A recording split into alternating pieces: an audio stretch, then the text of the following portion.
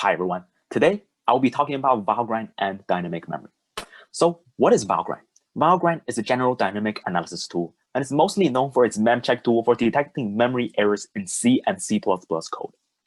Since a lot of time we will be managing dynamic memory manually in EECS 280, it's absolutely crucial to understand how to read Valgrind outputs. Without further ado, let's get straight into it. So I have written a simple program that prints out hello world to the terminal, and it uses dynamic memory. So let's first build and run the program to make sure it does what I want it to do.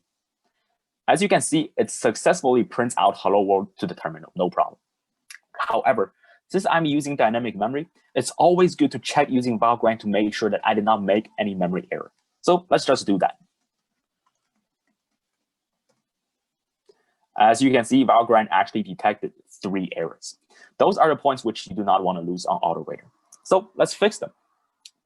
The first error it gives me is an invalid write of size 1. What does that mean? It means that I am accessing and writing to 1 byte of memory that is outside of what I own. What's awesome about Valgrind is that it tells me 2 important pieces of information. First, it tells me where this error first occurred at.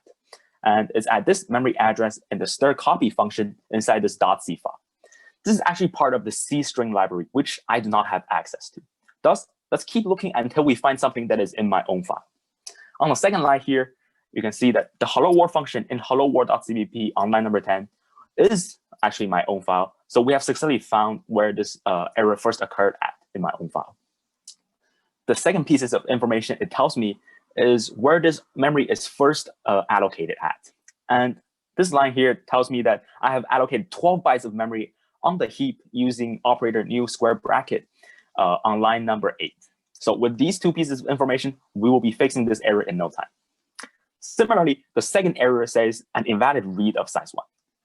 This is simply accessing an illegal memory address that I do not own, and it also tells me where this memory error occurred at, which is on line number 18.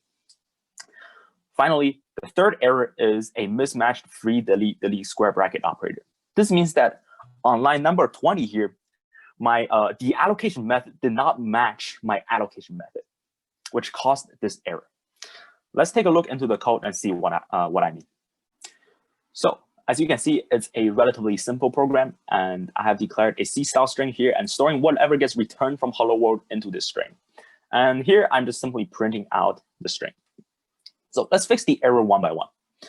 The first error occurred on line number 10, where I stir copied HW, which is a stack allocated C style string storing the string literal hello world, into stir, which is a dynamically allocated char array with 12 bytes of memory.